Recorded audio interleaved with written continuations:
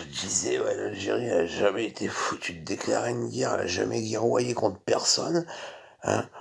Même regardez, les Marocains, quand ils sont allés en Indochine, ils ont pris leur pactage et ils ont rejoint les Viet Minh et ils ont combattu avec les Viet Minh. Oulad al-Harka, non, hein, ils sont restés avec le camp français, hein.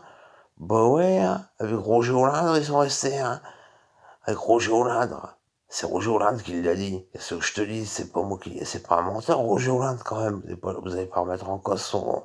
Non, non, non, les Marocains, ils ont choisi le côté de l'honneur. Ils ont pas choisi le côté des Oulad al-Harka.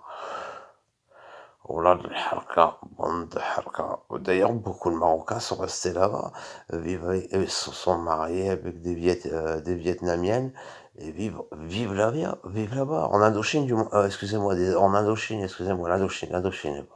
Quoi, en Indochine, et puis voilà.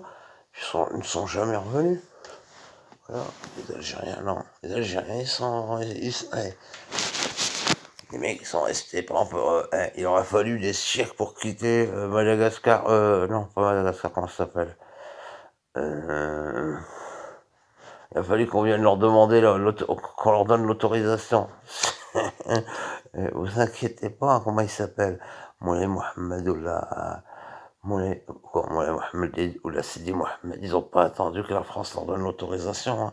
Ils se sont barrés direct, hein, de Madagascar et de la Réunion, hein. Ils n'ont pas attendu que la France leur donne l'autorisation. Les Algériens, ils ont attendu que la France leur donne l'autorisation de revenir de Nouvelle-Calédonie. Et la guerre était finie.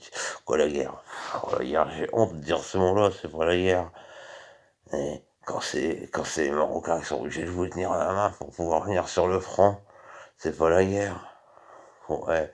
Et maintenant, ils honorent les enfants de Harka, les enfants de colons.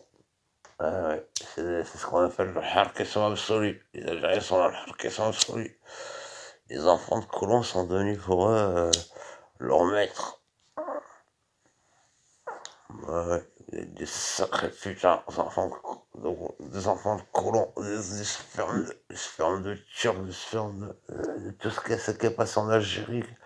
Je veux dire que ça donne une drôle de race, hein. J'aimerais bien connaître leur profil. Faudrait qu'on récupère le génome des Algériens. Je vous jure qu'on va trouver du polonais, on va trouver du polonais, de l'espagnol.